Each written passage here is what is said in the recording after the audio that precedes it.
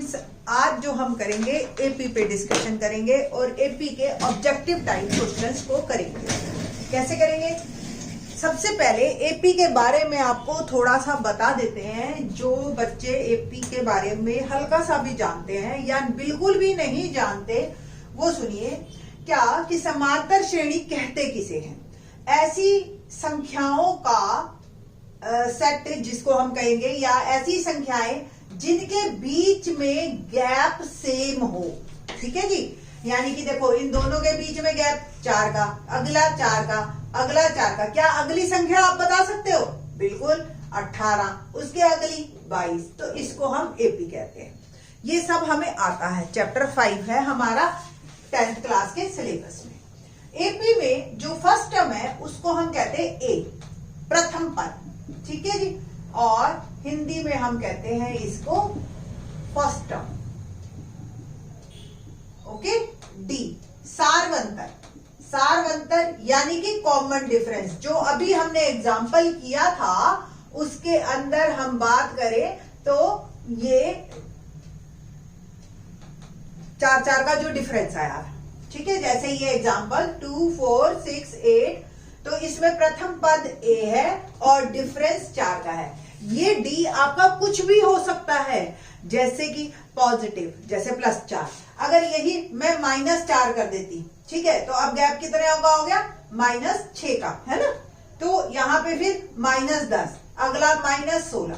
तो ये D negative भी हो सकता है।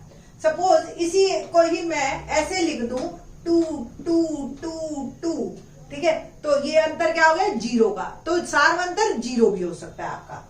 और मैं इसको ऐसे लिख दूं 2√2, 3√2, 4√2, 5√2। तो आप देखो एक √2 हर बार बढ़ रहा है। अगर 2√2 में एक √2 जोड़ दूं तो 3√2, इसमें √2 जोड़ दूं तो 4√2, तो √2 सारवंतर। तो जो ये सारवंतर है ये मेरा रूट में भी आ सकता है, फ्रैक्शन में भी आ सकता है। तो डी कुछ भी हो सकता है, प्रथम पद भी कुछ भी हो सकता है आपका।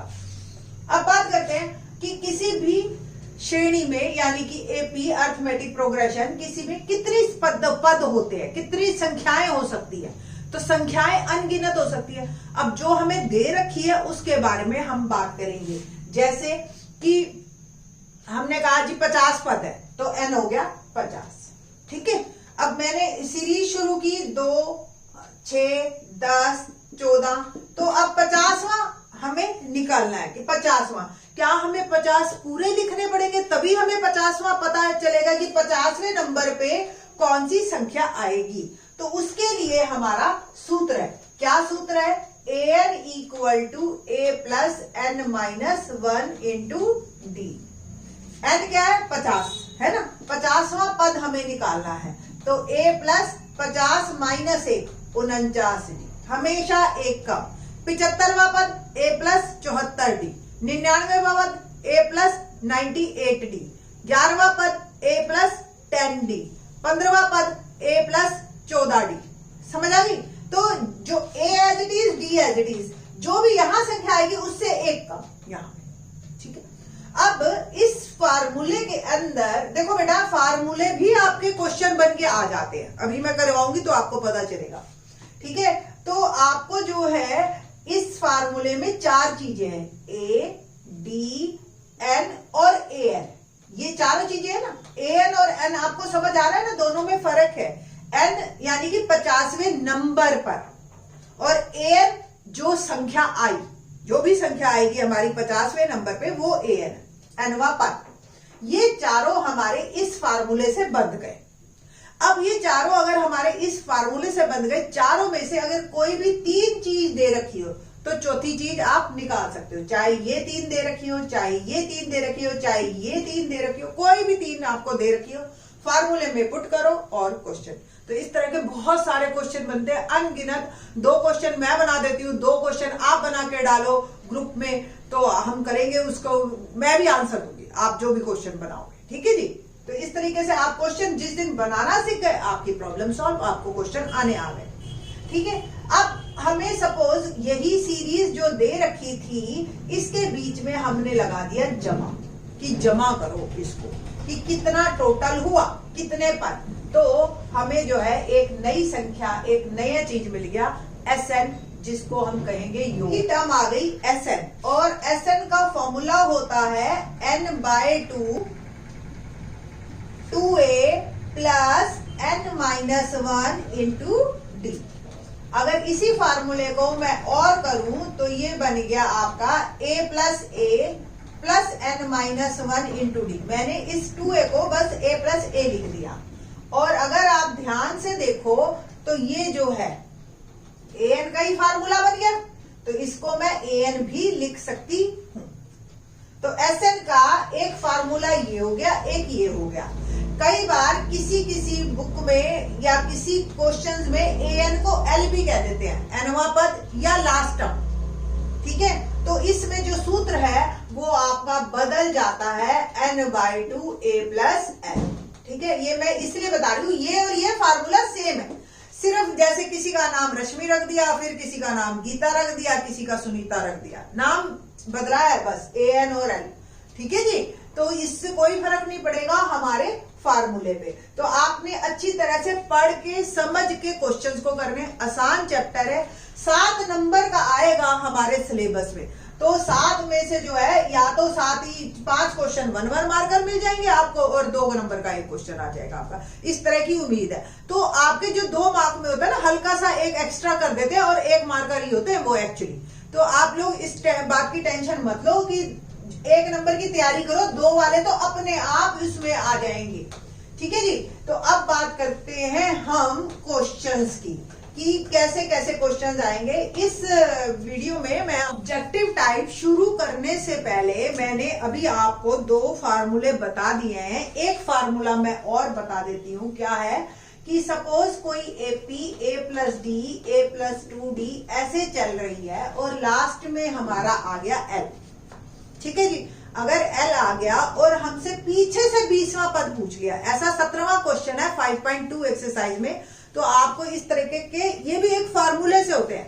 बच्चे ना इसको पहले n निकाल लेते हैं, फिर पीछे से 20वां गिनते हैं, ऐसे मत करना आप। इसका ये एक फार्मूला जो है क्या, कि nवां पद अंत से nवां पद, सूत्र होता है l-n-1 इंटू डी, ठीक है जी।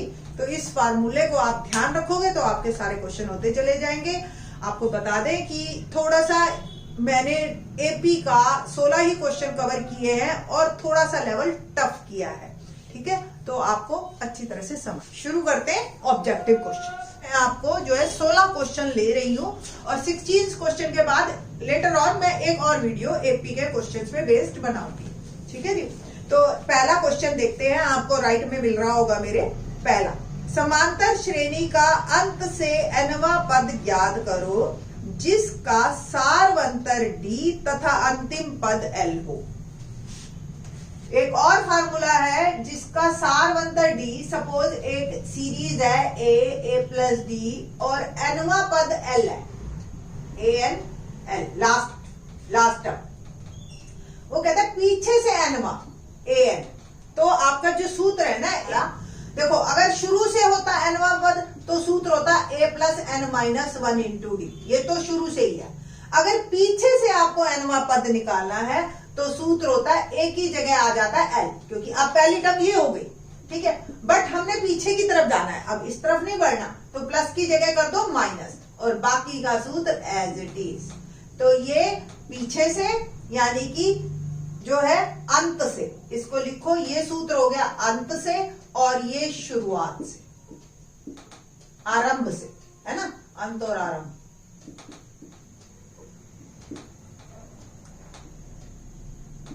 तो ये फार्मूला आरंभ से है, ये अंत से है। फार्मूला आपको याद रहेगा, क्या करना है, हमने a की जगह l रिप्लेस कर देना है, प्लस की जगह माइनस, बस इतना सही फर्क है, आपके काफी क्वेश्चन होने शुरू हो जाएंगे। तो ये था हमारा क्वेश्चन नंबर 1। क्वेश्चन नंबर 2 करते हैं। क्या है क्वेश्चन नंबर 2? समांतर श्रेणी 8, 10, 12, 126 का अंत से 10वां पद ज्ञात करो, ठीक है जी। तो समांतर श्रेणी 8, 10, 12, 126, तो L क्या है? 126। D क्या है? D हमेशा कैसे निकालते हैं? दूसरा पद घटा पहला पद, 10 घटा 8 बराबर 2। ठीक है जी। और हमें n क्या है, 10वां पद। अभी हमने सूत्र किया था an यानी कि l minus n minus 1 into D. तो l है 126 माइनस n 10 माइनस 1 डी है 2। 126 घटा 10 में से गया 9, 9 दूनी 18। तो 126 में से 18 गए 108 मेरा उत्तर। ठीक है। तो होप सो आपको ये क्वेश्चन समझ भी आ गया होगा। अभी हमने फार्मूला बनाया था और देखो इस टाइप का क्वेश्चन आएगा। ठीक। तो एपी के मैं थोड़ा सा लेवल हाई ही ले रही हूँ अब क्वेश्चंस का, क्योंकि आपको आसान क्वेश्चन तो बुक में मिल गए हैं। ठीक है। क्वेश्चन नंबर 3, समांतर श्रेणी के 3 संख्याओं का योग 21 और गुणनफल 336 है तो संख्याएं। योग 21 3 और जो गुणनफल है वो है 336। ठीक है जी। तो कभी भी समांतर श्रेणी में जब 3 चीजें आप मानते हो तो ऐसे माननी चाहिए, a माइनस डी, a और a प्लस डी। क्या फायदा होता है इसका, d कैंसिल हो जाता है। अब देखो आप ये तीनों समांतर श्रेणी में है, देखो सब में डिफरेंस d का है। इसमें d जोड़ो ये आ गया, इसमें d जोड़ो ये आ गया। तो इन तीनों का योग 21 है। अब देखो d कट गया ना, तो 3 है 21, संख्याएं a आ गया 21 बटा 3 यानी कि 7। तो संख्याएं हो गई 7 माइनस डी, 7 और 7 प्लस डी। ठीक है ना। अब इनका गुणनफल यानी कि इनको कर देते हैं हम गुना, बराबर 336। तो आप देखो 7 तो वहां सीधा भाग में चला जाएगा और इसके बीच में हमने लगा देंगे फार्मूला। कौन से वाला, 336 बटा 7। अब a माइनस बी और a प्लस बी, फार्मूला होता है a square minus b square. तो 7 स्क्वायर माइनस डी स्क्वायर, और 7 से मैंने इसको भाग किया तो 7 चौक 28 और 7 अट्ठे 56। तो 49 minus d square equal to 48। तो 49 में से 48 गया डी स्क्वायर और डी स्क्वायर मेरा आ गया 1। तो डी आ गया प्लस माइनस 1। दोनों आंसर सही हैं। ठीक है। तो हमें जो है 3 संख्याएं बतानी है। तो पहली संख्या 7 थी, अगर d माइनस, अगर d को आप 1 लेते हो, ठीक है जी, तो 7 में से 1 गया 6, 7 में 1 जोड़ा 8। ठीक है। और अगर आप -1 ले लेते हो सपोज, तो 7 में -1 जो है आप माइनस -1 ऐसे करोगे ना, और 7 -1 डी की जगह में -1 डाल रही हूं, समझ आ रही है। तो ये 8 7 6, चाहे इधर से कार्ड पकड़ो चाहे उधर से, आंसर हमेशा 6 7 8 ही आएगा आपका। ठीक है। तो होप सो आपको समझ आ रहा होगा कि दोनों आंसर कैसे सही हैं हमारे। ये था हमारा क्वेश्चन नंबर 3। ना क्वेश्चन नंबर 4 पे बात करते हैं। क्या है क्वेश्चन नंबर 4, यदि त्रिभुज के कोण समांतर श्रेणी में हो तो उसका एक कोण क्या होगा। अभी त्रिभुज में कितने कोण होते हैं, 3। तीनों कोणों का योग हमें पता है ना, 180 डिग्री। तो 3 कोण कौन कौन से लेते हैं हम, a माइनस डी, a और a प्लस डी। ठीक है जी। तो आपने क्या करना है, तीनों कोणों का योग 180 है, तो इनको हम योग कर देते हैं। ये माना पहला कोण a और ये, तो d से d कट जाएगा, 3a 180 डिग्री, a आ गया 180 डिग्री बटा 3 60 डिग्री। तो एक कोण तो हमें पता चल गया क्योंकि एक कोण तो हमने a ही माना है ना, तो एक कोण आ गया 60 डिग्री। तो ये मेरा हो गया उत्तर। 5वां क्वेश्चन करते हैं हम। देखो बेटा इजी क्वेश्चंस तो आपकी 5.2 और 5.3 में है ही, जो पहला और दूसरा क्वेश्चन है। तो इसलिए मैंने इसमें थोड़ा सा वो क्वेश्चंस लिए जो बच्चों ने अभी तक प्रैक्टिस नहीं की है जिन क्वेश्चंस की। तो क्वेश्चन नंबर 5 करते हैं। समांतर श्रेणी 3 8 13 एंड सो ऑन 253 अंत में का अंत से 20वां पद, अंत से 20वां पद। तो अभी अंत से फार्मूला हमने किया था l minus n minus 1 into D. l हो गया 253, 20वां पद हमने निकालना है। और d क्या होगा, 18 में से 3 8 13 सॉरी 8 में से 3 गया 5, तो 5, तो 253। अब 20 में से क्या 19, 19 5 95, तो 253 में से 95 गए तो 158 मेरा उत्तर। तो मेरा एपी में जो संख्या आ गई वो आ गई 158। ना नेक्स्ट क्वेश्चन हम करते हैं 6। समांतर श्रेणी का सारवंतर 2 है, प्रथम पद 100 है और अंतिम पद -10 है। तो पहला सारवंतर यानी कि डी -2 है, प्रथम पद ए यानी कि 100 और अंतिम पद an -10 है, या एल कह लो। आपको हमने निकालना क्या है, इसका योग क्या होगा।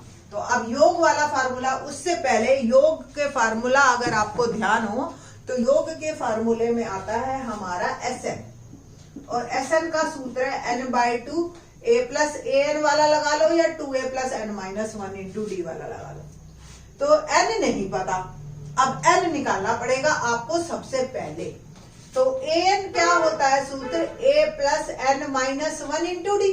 मैंने आपको बताया था इसमें अगर 3 चीजें आपको पता है, चौथी चीज आप निकाल सकते हो। तो an हो गया -10, a हो गया 100, n हमें निकालना है, d हो गया -2। तो -10, 100 -2n प्लस 2 है ना, -2 से n को मल्टीप्लाई करेंगे -2n, और -1 और -2 प्लस 2, -10 और 100 जमा 2 हो गया 102, -2n, 2n को इधर ले गई और 10 को इधर ले गई, यानी कि इसको इधर इसको इधर। तो 2n हो गया मेरा 112 और n हो गया 112 बटा 2, 2 पंजे 10, 2 छिके 12। तो n मेरा आ गया 56 यानी कि 56। सूत्र में डाल दे 56 बटा 2 a प्लस an, तो 100 -10। तो 56 को 2 से किया 28, और 28 गुना 90 है ना, तो 9 8 72, 2 7, 9 दूनी 18 और 7 हो गया हमारा 25। तो आंसर आ गया 2520। ठीक है जी। तो इस तरीके से ये आपका क्वेश्चन कंप्लीट होता है। Now question number 7। समांतर श्रेणी का सारवंतर क्या होगा, सारवंतर का प्रथम ऋणात्मक पद क्या होगा। देखिए जी क्या क्वेश्चन है, ये आपकी ऑप्शनल का पहला क्वेश्चन है। तो इस तरह का क्वेश्चन भी आ जाएगा 24, 21, 18, 15 एंड सो ऑन।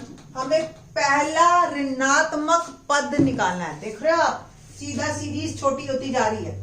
वैसे तो ये क्वेश्चन ऐसे ही बड़े आराम से हो जाता, 12, 9, 3 3 कम करती जा रही हूं मैं, ठीक है ना, 6 3 0 और फिर -3 आ गया, 1 2 3 4 5 6 7 8 9 10। 10वां पद जो होगा वो मेरा प्रथम ऋणात्मक होगा। एक तो तरीका ये हो गया, ये सबसे आसान है, ये ऐसे ही कर लेना, आप कोई दिक्कत नहीं है, ठीक है। बट अगर संख्या बड़ी दे दी, 100 दे दिया, 105 दे दिया या 1005 दे दिया, फिर निकालना भारी हो जाएगा। तो इसके लिए सूत्र भी आपको आना चाहिए। देखो सबसे पहले प्रथम an जो है वो हमें नेगेटिव चाहिए, यानी कि लेस देन 0, और an का सूत्र क्या है, a plus n-1 into D, less than 0। a क्या है 24, n हमें निकालना है, और d क्या है -3, लेस देन 0 है ना। तो 24 घटा 3n, घटा 3 से मैं गुना कर रही हूँ, घटा 3n जमा 3 लेस देन 0, 27 घटा 3 लेस देन 0, 3n को उधर भेज दिया, तो 3n बड़ा हो गया 27 से, n बड़ा है 27 बटा 3 से, तो n बड़ा है 9 से। तो 9 से बड़ा कौन सी संख्या होती है, 10वां। तो ये तो फार्मूला हो गया। आपके पास कोई भी अगर मुश्किल क्वेश्चन आ जाता है तो उसमें करो, ऐसी छोटी संख्या आ गई तो डायरेक्ट कर दो, आपकी मर्जी है। तो उत्तर हो गया हमारा 10वां पद। अगला, 2 अंकों वाली प्राकृतिक संख्याओं का योग क्या होगा। प्राकृतिक संख्याएं और 2 अंक वाली, तो 2 अंक वाली हमारी संख्याएं शुरू होती हैं 10 से, है ना, और कहां तक खत्म होती हैं, 11 12 एंड सो ऑन 99 लास्ट होती है ना।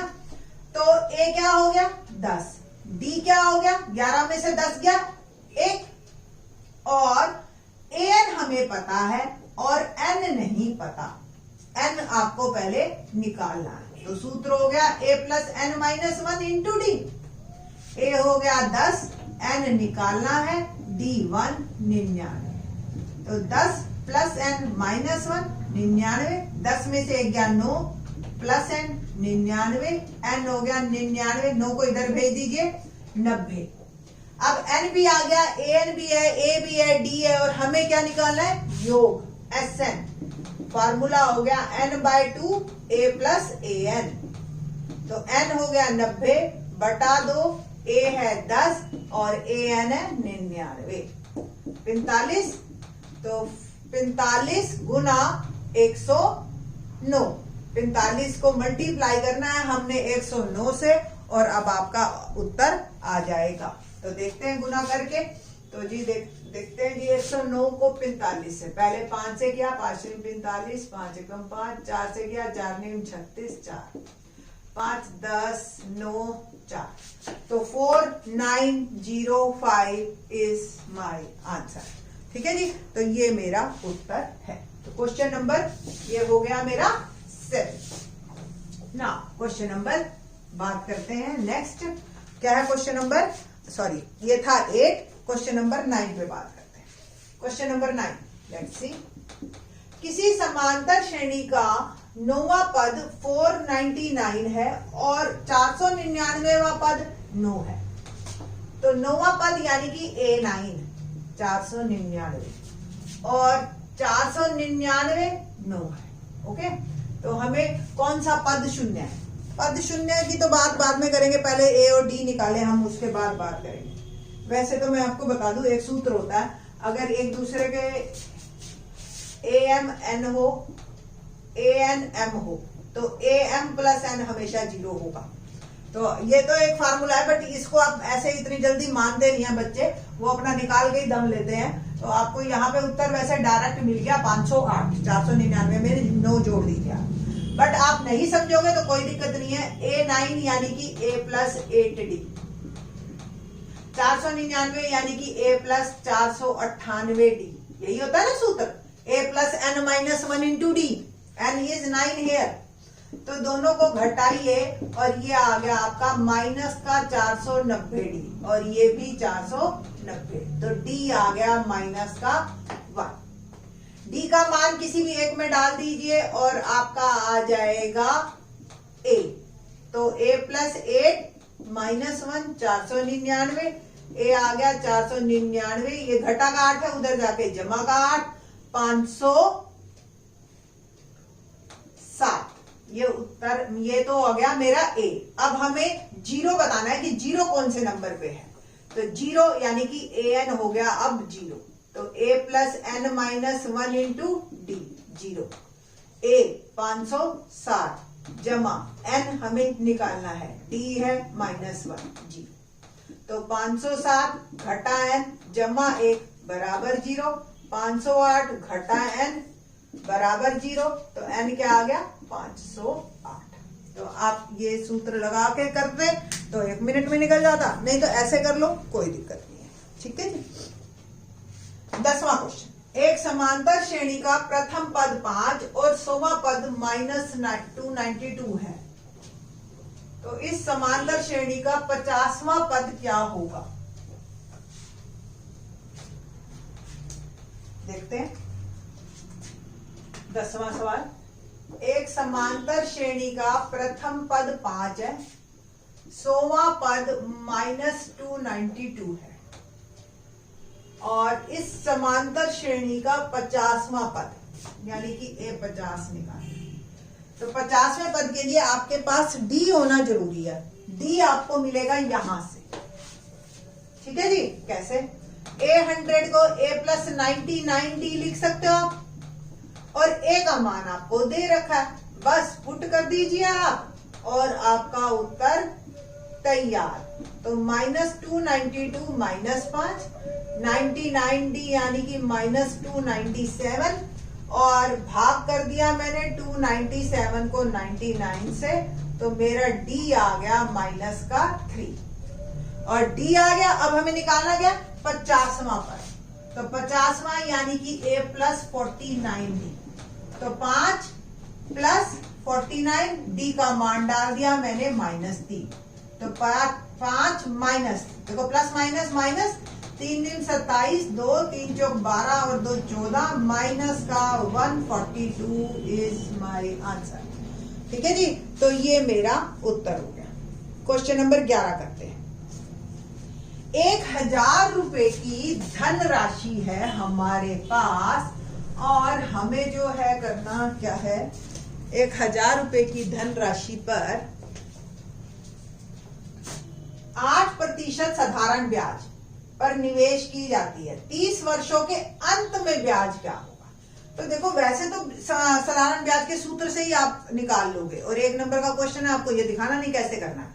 ठीक है, तो एक तरीका तो यही हो गया, 1000 गुना में 8 गुना में 30 वर्ष बटा में 100।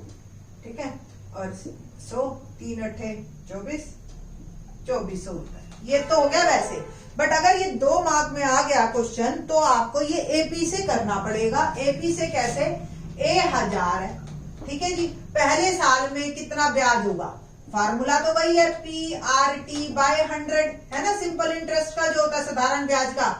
साधारण ब्याज का जो सूत्र होता है बेटा जी, होता है मूलधन गुना दर गुना समय बटा 100, है ना।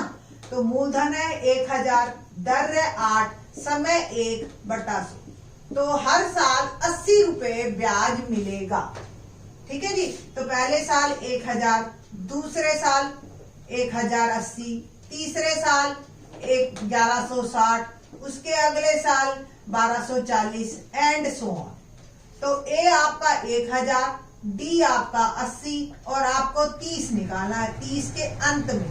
ठीक है, 30 का अंत है, 30 का अंत है तो संख्या तो बेटा 31वीं आ गई, बस यहीं पे ही आपको दिमाग लगाना है। तो a प्लस 30d, तो a हो गया 1000, d है 80। ठीक, तो 1000 जमा 30 और 80 2400। ठीक है, कुल मिला के 3400। ये तो आई बेटा संख्या, बट उसने तो कहा है ब्याज, तो ब्याज तो 3400 में से 1000 घटाओगे यानी कि 2400। तो जो भी डी आता है 80, उसको आप 30 से मल्टीप्लाई कर देते तो वो सीधा ब्याज ही आ जाता। तो जैसे मर्जी तरीके से करो, जैसे आपको समझ आए, जल्दी हो जाए आपका क्वेश्चन, आप उसी हिसाब से करो। 12वां क्वेश्चन करते हैं। कुछ चीजें ना 10वीं में, ये जो एपी आप कर रहे हो ना, ये सिर्फ 10वीं में काम नहीं आएगा। अगर आप आने वाले टाइम में 10 ऑब्वियस आप पढ़ रहे हो तो कुछ नौकरी के लिए पढ़ रहे हो, कुछ कमाने के लिए पढ़ रहे हो, तो आप कोई पेपर देना पड़ेगा आपको या और जगह एडमिशन लेने के लिए, तो भी ये क्वेश्चन वहां पे आ जाते हैं ऑब्जेक्टिव टाइप इस तरीके के। तो इनको अच्छी तरह से समझ के चलो आप। ठीक है, तो क्वेश्चन नंबर 12 करते हैं। के किस मान के लिए k प्लस 2, 4k माइनस 6 और 3k माइनस 2 समांतर श्रेणी के लगातार 3 पद है। देखो अगर कोई 3 लगातार पद हो, यानी कि उनके अंदर सार्वंतर सेम होगा, यानी कि A2 में से A1 घटाऊं या A3 में से A2 घटाऊं, बराबर आना चाहिए। तो दूसरे में से पहला घटा रही हूं मैं, तो माइनस k प्लस 2। तीसरे में से दूसरा घटाऊं, ठीक है जी, तो बस आप इसको ब्रैकेट को खोल दो, क्या आया 3k माइनस 8 और ये आ गया माइनस k प्लस 4, k उधर और 8 उधर, तो 4k is equal to 12, k आ गया हमारा 3, तो उत्तर आ गया जी 3। ठीक है जी, अगला क्वेश्चन बात करते हैं हम। क्वेश्चन नंबर हमारा है 13। 250 और 1000 के बीच की सभी प्राकृतिक संख्याएं, 250 और 1000 के बीच की सभी प्राकृतिक संख्याएं जो 3 से विभाज्य। अब देखो इस क्वेश्चन में कितना कुछ पूछ लिया उसने, वैसे तो ये 1 नंबर का बनता नहीं है, बट फिर भी चलो।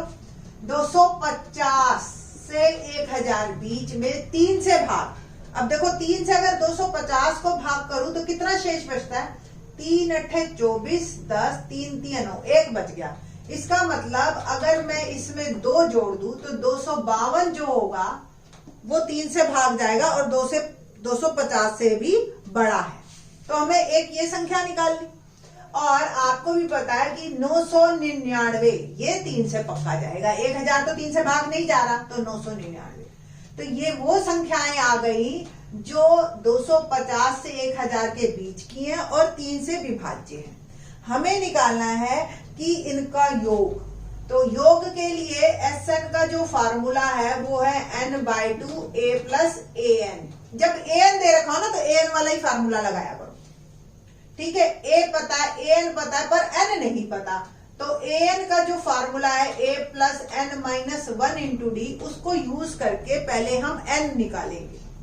तो an मेरा हो गया 999, a हो गया 252, n हमें निकालना है, d हो गया, देखो गैप कितना है, 3 का ही, तो 3 का गैप।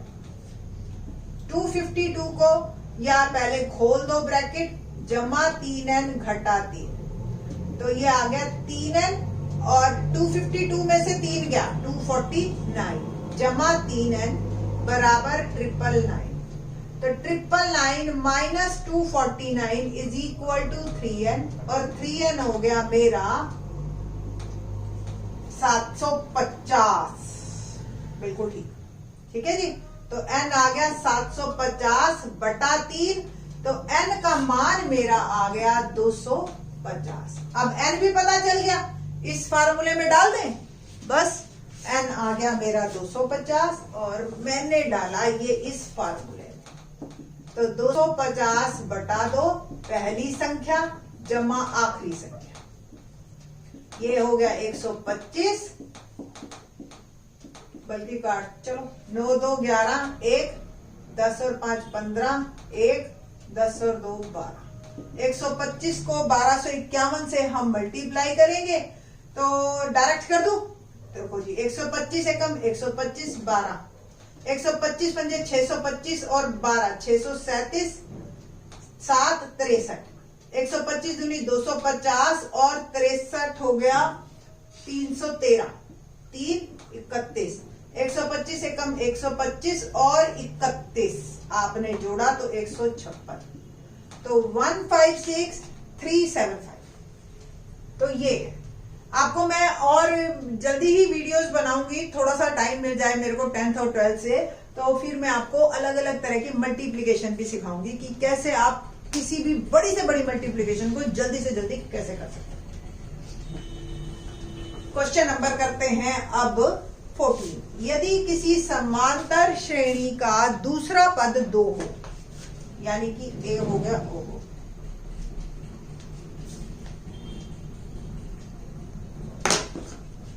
दूसरा पद 2 हो, किसी समांतर श्रेणी का दूसरा पद 2 हो और 7वां पद 22 हो, ओके। तो समांतर श्रेणी के प्रथम 35 पदों का योग क्या होगा?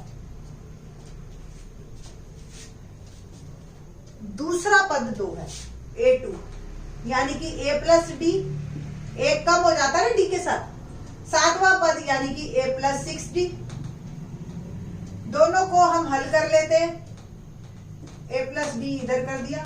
एलिमिनेशन मेथड यानी कि जो हम करते हैं x और y की वैल्यू निकालने के, a से कट गया 5d बराबर 20, d आ गया 20 बटा 5 यानी कि 4, d का मान इसमें रख दीजिए और a आ जाएगा हमारा माइनस का 2, ठीक है जी। कुल मिला के ये मेरा a और d आ गया तो AP आ गई, और अब हमें निकालना है पहले प्रथम 35 पदों का योग। तो n हो गया 35, a minus 2, d 4, n 35। Sn निकालना है हमें, तो n/2। अब ये वाला फार्मूला लगाइए क्योंकि अब हमारे पास an नहीं है। मान डालेंगे अब हम n के जगह 35 और a की जगह -2, और ये भी 35, और d आ गया मेरा 4। तो 35 बटा 2, 2 दूनी माइनस का 4, 35 में से 1 गया 34 गुना 4, तो 35 बटा 2 -4 और 4 से गुना कर रही हूं मैं, 4 चौक 16, 1 4 3 12 और 1 13, तो 35/2 और ये हो गया 132, 136 में से 4 गया, 2 से काट दीजिए 66 और 35 से इसको हम कर लेते हैं मल्टीप्लाई, तो 66 को मैं 35 से या 35 को 66 से, 6 से कर दिया, 6 पंजे 30, 3 6 3 18 और 3 210, ठीक है जी। और एक बार और 0132 2310 इज माई आंसर, ठीक है जी। तो ये था मेरा आंसर, क्वेश्चन नंबर था ये मेरा 14। अब बात करते हैं 15th क्वेश्चन। क्या है 15th क्वेश्चन?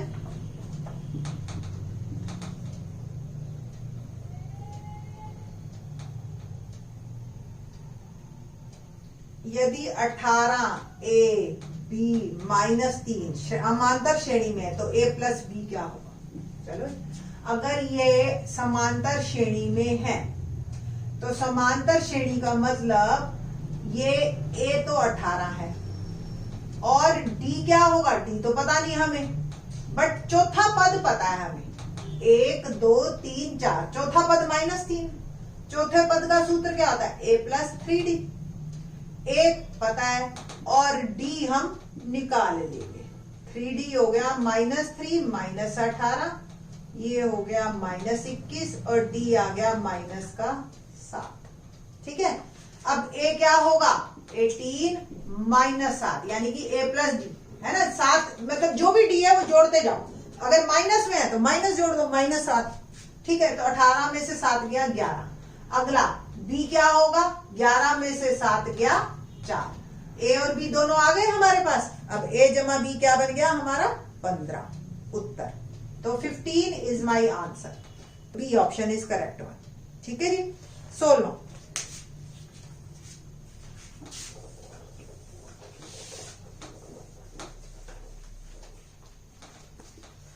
समांतर श्रेणी 63, 60, 57 के कितने पदों का योग 693 होगा?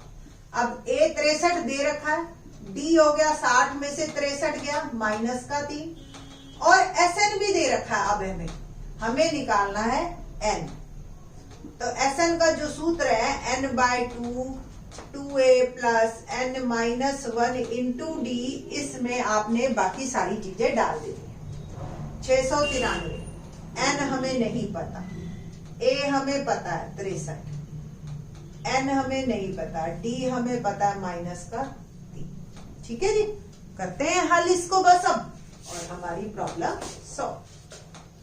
693 और ये हो गया मेरा n/2, 63 दूनी 2 3 6 2 6 12, -3 से गुना करूंगी, -3n और -3 और -1 +3, ठीक है जी।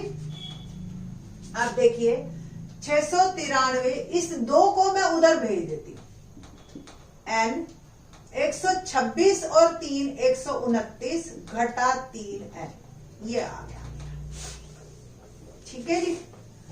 और आप इसको खोल दो तो 2 3 6 2 9 18 1 2 6 12 और 13 बराबर 129n घटा 3n²। इन दोनों को उठा के भी इधर ले जाइए तो 3n² -129n + 1386 बराबर 0। 3 से भाग करिए तो n², 3 चौक 12, 3 3 9, 3 चौक 12, 3 6 18, 3 दूनी 6, ठीक है। तो अब 43 के ऐसे टुकड़े करो कि 462 आए। थोड़ा सा सोचने में टाइम लगता है, मैं आपको बताऊं सही तरीका क्या होता है। 2 वाला सोच लो, 20 और 23 जैसे, 23 दूनी 46, 460, हमें चाहिए 462, बिल्कुल करीब पहुंच गए। एक संख्या बढ़ा दो, 21 और 22, देखो अंत में 2 भी आ रहा है, चेक कर लिया, तो 22 से कम 22, 22 दूनी 44 और 2 46, 462। तो मेरा उत्तर 21n घटा 22n जमा 462 बराबर 0। n कॉमन, n घटा 21, 22 कॉमन, n घटा 21 बराबर 0।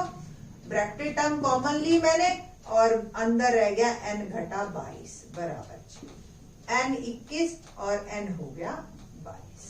ठीक है जी। तो इस तरीके से n के दो मान आ गए, 21 लो या 22 लो, दोनों का जो सम होगा ना वो 693 ही होगा। ये क्लियर है हमें। ठीक है जी। तो इस तरीके से आपके एपी के ये 16 क्वेश्चन मैंने थोड़े से हायर लेवल के लिए हैं। होप सो आपको अच्छे भी लगे होंगे और आपको समझ भी आए होंगे। इसको करने से पहले आप जरूर 5.2 और 5.3 के पहले 10-10 क्वेश्चन कर लोगे ना, उसके बाद आपको ये क्वेश्चंस करने में मजा आएगा। और अब मेरे को नहीं लगता कि आपको एपी में से 7 में से 6 भी मिलेंगे, 7 में से 7 पूरे मिलेंगे आपको नंबर। ठीक है जी। और next chapter in the next lecture. Thanks.